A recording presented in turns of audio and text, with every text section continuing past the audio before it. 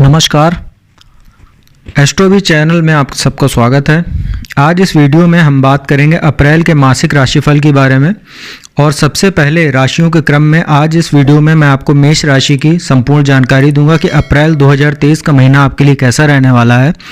तो सामने आपको ये चार्ट बना दिख रहा है, इसमें ग्रहों की स्थिति पूरी लिखी हुई है। इसको मैं एक एक करके आपको पहले मैं बता देता हूँ। सूर्य जो हैं वो 14 अप्रैल को मीन राशि से निकलकर यहाँ से 12वें घर से निकलकर आपके लग्न में आ जाएंगे, मेष राशि में, उच्च राशि में।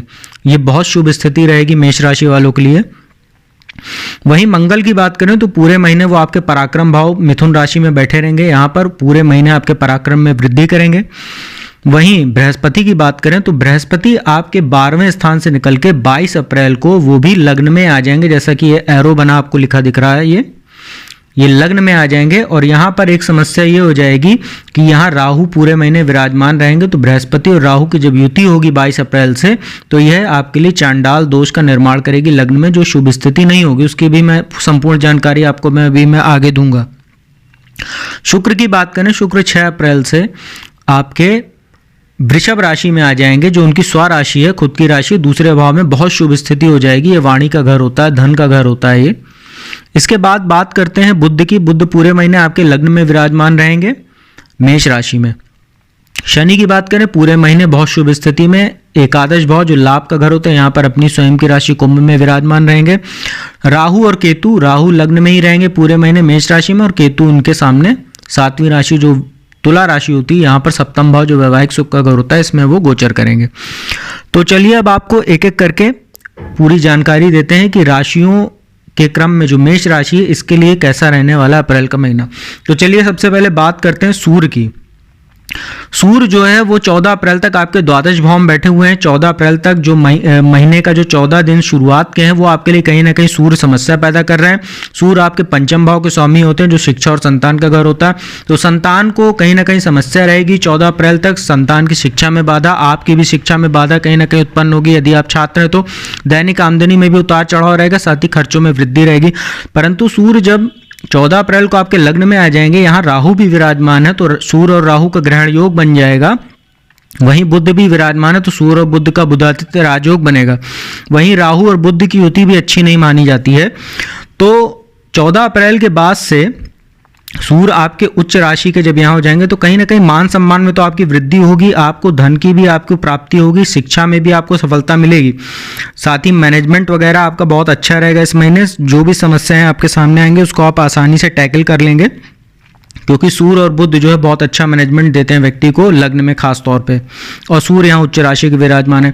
परंतु समस्या यहाँ ये आएगी कि सूर्य और राहु का जो ग्रहण दोष बना हुआ है, ये आपको कहीं ना कहीं स्वास्थ्य आपका प्रभावित करेगा, पिता के साथ मतभेद कराएगा, पिता के साथ आपके सहयोग में कमी करेगा, पिता के साथ संबंध को प्रभावित करेगा ये। क्योंकि सूर्य जो है वो आप पिता का कारक ग्रह होता है, और राहु जो है इसको कहीं ना कहीं ग्रहण दोष लगा रहा है, तो पिता के साथ आपके संबंध खराब होंगे। वहीं राहु का जो बुध के साथ युति होगी, तो यहाँ बुध जो होता है वो छोटे भाई बहनों का प्रतिनिधित्व करता है, साथ ही दोस्तों का प्रतिनिधित्व करता है। तो राहु के साथ बुध की युति कहीं ना कहीं आपको गलत संगति में ले जा सकती है, छोटे भाई बहनों से आपके संबंध खराब करेगी। तो इन सब चीजों से आपको बचाव करने की आवश्यकता रहेगी। शुक्र की बात करते हैं। शुक्र जो है बहुत शुभ स्थिति में आने वाले हैं 6 अप्रैल से। 6 अप्रैल तक वो यहाँ शुक्र और राहु की यहाँ युति बनी हुई थी, तो जो आपके चरित्र को दोष दे रही थी, साथ ही यहाँ पर दृष्टि पड़ने से, शुक्र की भी और राहु की संयुक्त दृष्टि पड़ने से आपके वैवाहिक जीवन में भी समस्या आ रही थी, जो अब कहीं ना कहीं खत्म होती दिख रही है। दूसरे भाव में शुक्र जब आ जाएंगे 6 अप्रैल को, तो आपके जो है कहीं ना कहीं धन को आपको लाभ होगा, क्योंकि दूसरे भाव में स्वराशि के बैठे हैं शुक्र। और आपकी वाणी काफ़ी प्रभावशाली हो जाएगी। जैसे आप गायन के क्षेत्र में हैं, या कोई आप कंसल्टेंसी का काम करते हैं, या कहीं भी वाणी से संबंधित कोई काम आपका है, तो ऐसी क्षेत्रों में आपको कहीं ना कहीं सफलता देखने को मिलेगी।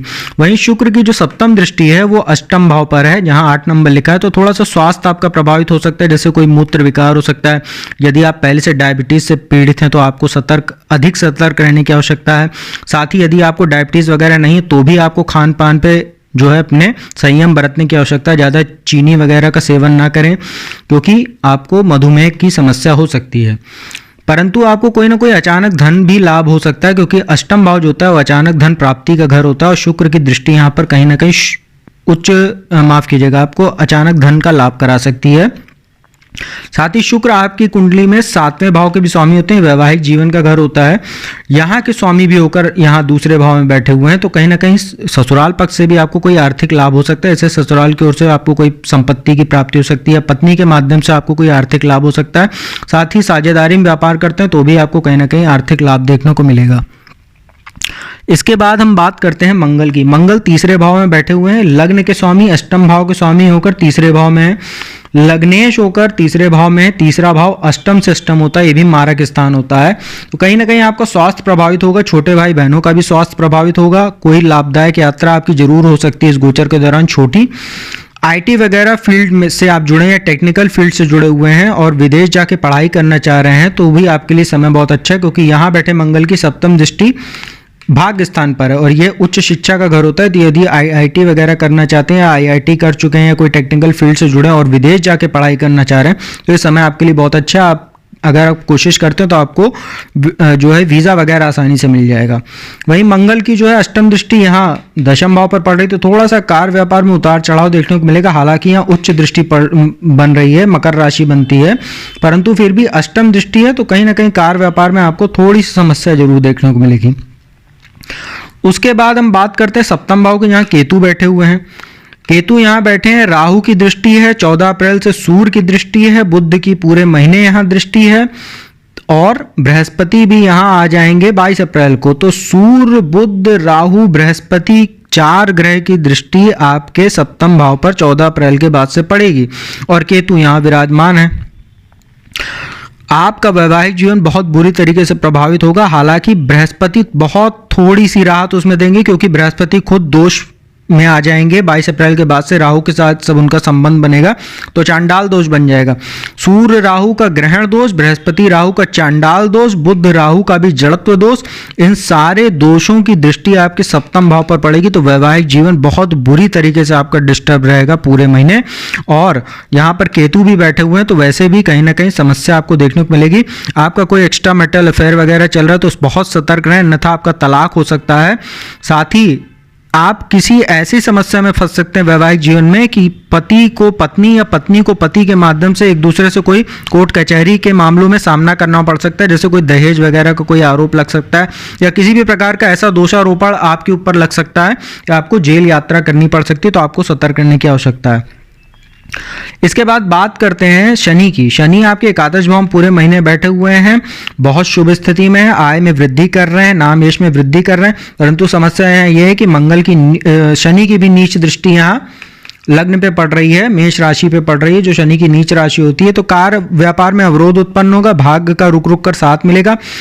शनि की जो सप्तम दृष्टि है वो 5वें भाव पर है, तो संतान वगैरह उत्पत्ति में समस्या होगी, संतान कंसीव करने में समस्या होगी, शिक्षा में भी कहीं ना कहीं उतार चढ़ाव देखने को आपको मिलेगा। और अष्टम भाव पे 10वीं दृष्टि पड़ रही है, तो आयु को तो कोई खतरा नहीं, परंतु दुर्घटना के योग बनेंगे। गाड़ी वगैरह चलाते समय सावधानी बरतें।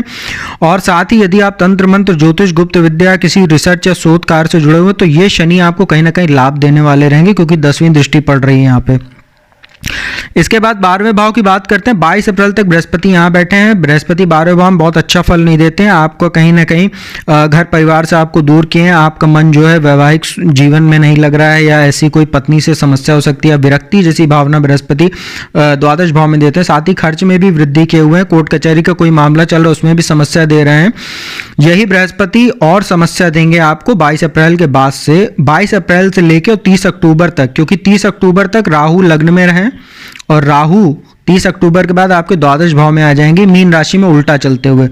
तो अभी बृहस्पति जब 22 अप्रैल को यहाँ गोचर करेंगे लग्न में, तो 22 अप्रैल से 30 अक्टूबर तक राहु बृहस्पति के यहाँ जो चांडाल दोष आपका बनेगा, वो दोनों की संयुक्त दृष्टि बृहस्पति राहु की, क्योंकि राहु को भी बृहस्पति के समान पंचम, नवम और सप्तम दृष्टि प्राप्त है। तो बृहस्पति और राहु की जब यहाँ दृष्टि बनेगी तो दोनों की दृष्टि यहाँ संतान शिक्षा पर 5वें भाव पे, 7वें घर पर जो वैवाहिक जीवन का घर होता है, और 9वां भाव जो होता है भाग्य स्थान, इन तीनों भाव पे राहु बृहस्पति की जब दृष्टियां पड़ेगी 22 अप्रैल के बाद से, तो संतान शिक्षा में आपको जो है समस्या देखने को मिलेगी। वैवाहिक जीवन में तो समस्या वैसे ही बनी रहेगी पूरे महीने, क्योंकि केतु भी बैठे हैं। और भाग्य में भी अवरोध उत्पन्न होगा। धर्म कर्म में आपकी रुचि कम होती जाएगी। भोग विलास में आपका ज्यादा मन लगेगा। आप बेवजह के खर्चे करेंगे। आपके जो है संगत भी आपकी कहीं ना कहीं खराब होती दिखे, क्योंकि धर्म कर्म से आप भटक चुके होंगे। तो यह महीना जो मेष राशि वालों के लिए यदि देखा जाए, जो पूरा महीना आप देख रहे हैं, ये इसमें शनि की स्थिति थोड़ी सी मजबूत है, क्योंकि वो लाभ भाव में बैठे हैं। तो आय में आपके कहीं ना कहीं वृद्धि आपके बनी रहेगी। खर्चे आपके उस तरीके से बने रहेंगे। और शुक्र भी 6 अप्रैल के बाद से आके कहीं ना कहीं परिवार का जो माहौल खराब होगा या जो वैवाहिक जीवन में समस्या आएगी, उसको थोड़ा सा बचाव करने का काम करेंगे। तो मेष राशि वालों के लिए महीना मिश्रित फल वाला रह सकता है। बहुत समस्या आपको वैवाहिक जीवन में सबसे ज्यादा समस्या आपको देखने को मिलेगी। तो इसके लिए अब मैं आपको कुछ उपाय बता देता हूं। पूरे महीने मेष राशि वाले हनुमान जी की शरण में रहें। श्री हनुमान चालीसा, बजरंग बाण और हनुमान अष्टक का पाठ कीजिए। साथ ही मंगलवार को हनुमान जी को आपके समक्ष, उनकी मूर्ति या चित्र के समक्ष चमेली के तेल का दीपक जलाइए। साथ ही थोड़ा सा चमेली का तेल और सिंदूर लेके उसको एक उसका मिश्रण बना लीजिए और हनुमान जी के चरणों में उसको लेप को लगाइए, चमेली के तेल और सिंदूर का। और उसी चमेली के तेल और जो सिंदूर का मिश्रण आपने अर्पित किया उनके चरणों में, उसी से अपने आप को तिलक कीजिए प्रतिदिन। तो उनके चरणों में अच्छा खासा आप मंगलवार को लगा दिया कीजिए।